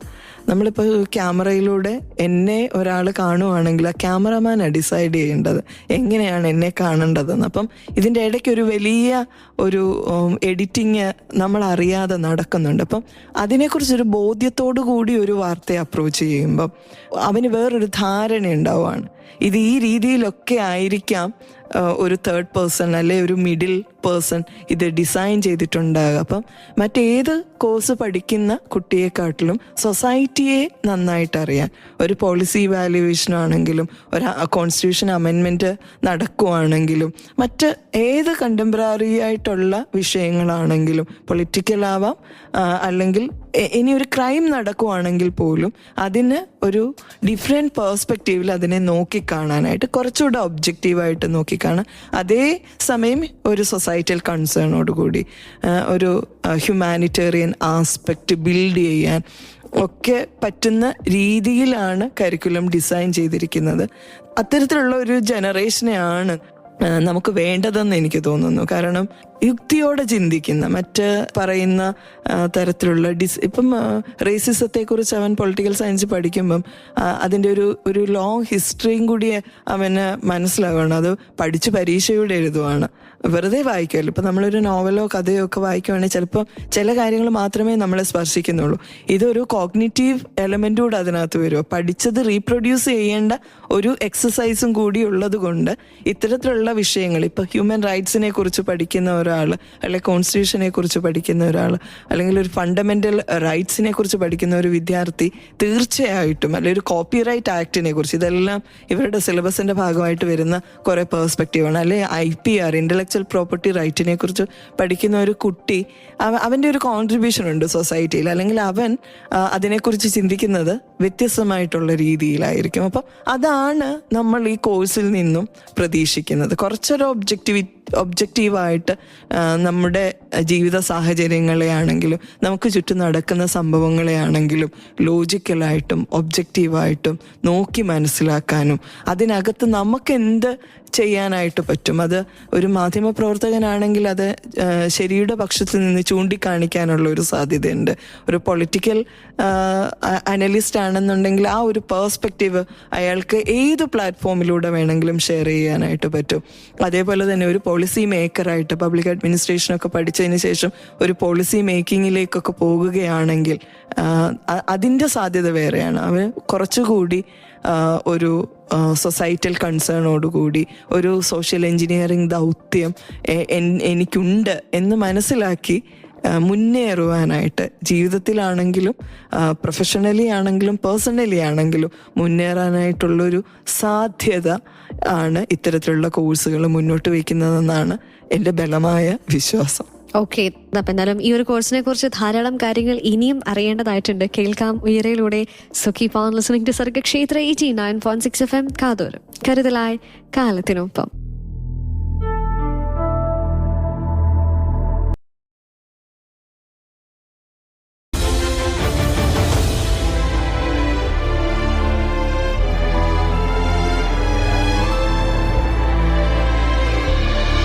101.6 FM ഉയരെയാണ്. പറക്കാൻ കൊതിക്കുന്നവർക്ക് ചിറകായി ഉയരെ. ഇന്ന് ഉയരയിൽ നമ്മൾ കേട്ടുകൊണ്ടിരിക്കുന്നത് political science and journalism combination കോഴ്സിനെ കുറിച്ചാണ്. ഈ ഒരു കോഴ്സ് കേരളത്തിൽ ഒരൊറ്റ കോളേജിലേ ഉള്ളൂ. അത് സെന്റ് സേവിയേഴ്സ് കോളേജ് വൈക്കത്ത് ആണ്. ആ ഒരു കോളേജിലെ അസിസ്റ്റന്റ് പ്രൊഫസർ ആയിട്ടുള്ള പാർവതി ചന്ദ്രൻ മാം ആണ് നമ്മുടെ കൂടെ ഉള്ളത്. മാം, എനിക്ക് തോന്നുന്നു നമ്മൾ പറഞ്ഞു തുടങ്ങിയതിൽ തന്നെ നമ്മൾ എവിടെയൊക്കെയോ അവസാനിച്ചതുപോലെ അല്ലേ.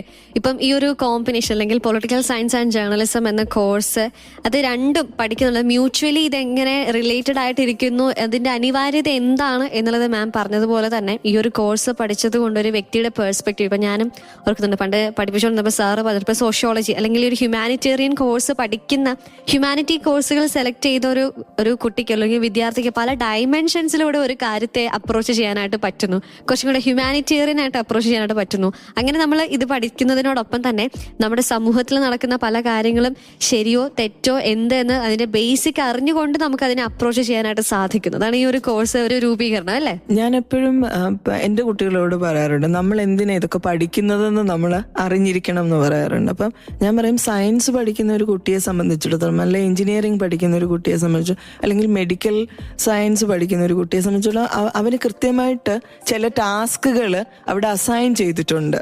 എന്താണ് ചെയ്യേണ്ടത് എന്നുള്ളത് കോഴ്സിന്റെ കൂടെ കൃത്യമായിട്ട് പറയുന്നുണ്ട്. അതേസമയം സോഷ്യൽ സയൻസ് പഠിക്കുന്ന ഒരാളെ സംബന്ധിച്ചിടത്തോളം ജോബ് ഓപ്പർച്യൂണിറ്റിയെ കുറിച്ച് പലപ്പോഴും നമ്മൾ സംസാരിക്കും. പക്ഷെ അത് പഠിക്കുന്ന ഓരോ വ്യക്തിയിലും അസൈൻ ചെയ്തിരിക്കുന്ന ഈ സോഷ്യൽ എഞ്ചിനീയറിംഗ് സാധ്യതയെക്കുറിച്ച് നമ്മൾ വളരെ വിരളമായിട്ട് പറയാറും ചിന്തിക്കാറും ഒക്കെ ഉള്ളൂ. അപ്പൊ ആ ഒരു രീതിയിൽ ഒരു സോഷ്യൽ എഞ്ചിനീയറിംഗ് ഇനി വേണ്ടത് നമുക്ക് അതാണ്.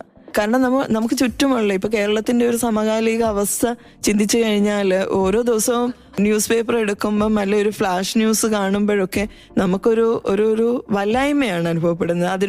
അതിനി തുടരണോ എന്നുള്ള ഒരു കഥാട്ടിക്കായിട്ടുള്ള ഒരു അവസ്ഥയിലാണ് നമ്മൾ.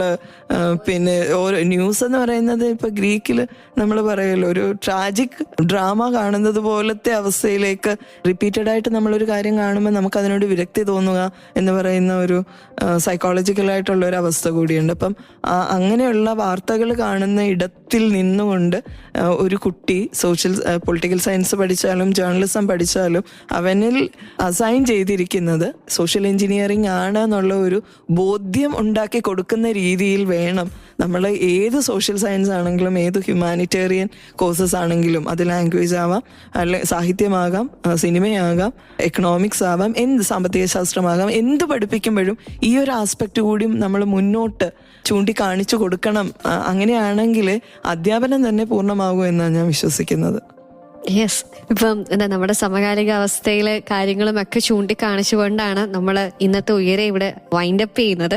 അപ്പം ഞാനിങ്ങനെ മാം പറഞ്ഞപ്പോൾ ഇങ്ങനെ ആലോചിക്കുമായിരുന്നു. കാരണം ഇന്നത്തെ സമൂഹത്തിൽ കുട്ടികൾ തന്നെയാണ് പല കാര്യങ്ങളും കുറ്റകൃത്യങ്ങൾ ചെയ്യുന്നതും അവരുടെ അവരുടെ ചിന്താഗതികൾ മാറുന്നതൊക്കെ നമ്മളിപ്പോൾ കാണും. നമുക്ക് തന്നെ അതിശയം തോന്നുന്നു, എന്താണ് ഈ സംഭവിക്കുന്നത്. നമ്മൾ തമാശക്കാണെങ്കിലും പറയും ഈ കൊച്ചു കേരളത്തിൽ എന്തൊക്കെയാണ് നടക്കുന്നത് എന്നുള്ളത്. അപ്പം അത് തന്നെയാണ് നമ്മൾ ഭയങ്കര സീരിയസ് ആയിട്ട് ചർച്ച ചെയ്യേണ്ട കാര്യങ്ങൾ തന്നെയാണ്. അപ്പം വിദ്യാഭ്യാസം എങ്ങനെയാണ് ഒരു വ്യക്തിയുടെ രൂപീകരണത്തിൽ അഫക്റ്റ് ചെയ്യുന്നത്, ഇൻഫ്ലുവൻസ് ചെയ്യുന്നത്, അല്ലെങ്കിൽ ഓരോ കോഴ്സ് എടുക്കുമ്പം ഓരോ മാറ്റങ്ങൾ വരാനുള്ള സാധ്യതയാണ്. ഇപ്പം മാം പറഞ്ഞതുപോലെ തന്നെ നമ്മൾ അതും കൂടെ കുറച്ച് ഊന്നൽ കൊടുക്കണം. ഒരു മനുഷ്യത്വമൊക്കെ കുറച്ചും കൂടെ ഒന്ന് ഊന്നൽ കൊടുക്കുന്ന രീതിയിലുള്ള പഠനങ്ങൾ ഇനിയും വരട്ടെ.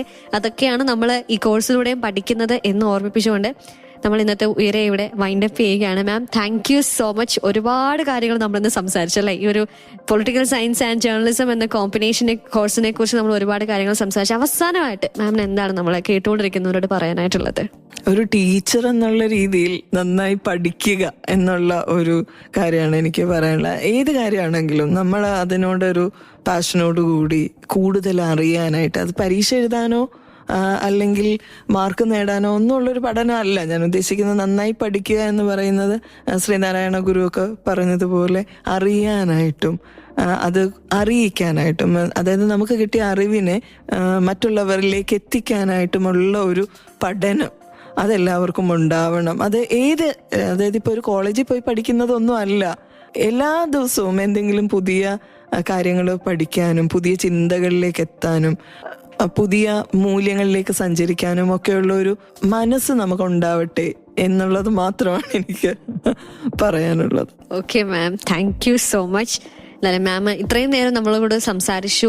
ഈ ഒരു കോഴ്സിനെ കുറിച്ച് നമ്മൾ ഒരുപാട് കേട്ടു അറിഞ്ഞു. താങ്ക് യു ജോ. എനിക്കും ഇതൊരു പുതിയ പ്ലാറ്റ്ഫോം ആയിരുന്നു, പുതിയൊരു സാധ്യതയായിരുന്നു. കാരണം എൻ്റെ ഉള്ളിലുള്ള കുറച്ച് കാര്യങ്ങൾ എല്ലാവരോടുമായിട്ട് പറയാനായിട്ട് ജോ എനിക്കൊരു അവസരം തന്നു. സർഗക്ഷേത്ര അവസരം എനിക്കൊരു അവസരം തന്നു. അതിന് സർഗക്ഷേത്രയോടുള്ള നന്ദി അറിയിക്കുന്നു. Okay, thank you so much. അപ്പം ഈ ഒരു കോഴ്സിനെ കുറിച്ച് നമ്മൾ കേട്ടു. ഇതുപോലെ നമ്മുടെ ആഗ്രഹങ്ങൾക്ക്, നമ്മുടെ ഇഷ്ടത്തിനനുസരിച്ച് നമുക്ക് ജോലി ചെയ്യാനായിട്ട്, അല്ലെങ്കിൽ ഇഷ്ടത്തിനനുസരിച്ച് നമ്മുടെ ജീവിതം മുന്നോട്ട് കൊണ്ടുപോകാനായിട്ട് നമ്മളെ സഹായിക്കുന്ന പല തരത്തിലുള്ള കോഴ്സുകളുണ്ട്. ആ കോഴ്സുകൾ ഏതൊക്കെ എന്ന് നമ്മൾ തിരഞ്ഞെടുക്കുന്ന, നമ്മളെ അറിയുന്ന അവസരമാണ് ഉയരെ. കേൾക്കാം ഉയരയിലൂടെ നിരവധി കോഴ്സുകളെ കുറിച്ച്. സോ ഇന്നത്തെ ഉയരെ ഇവിടെ വൈൻഡപ്പ് ആവുകയാണ്. So this is RJ Jo signing off from Uyare on Sargakshetra 89.6 FM കാതോരം. കരുതലായി കാലത്തിനൊപ്പം.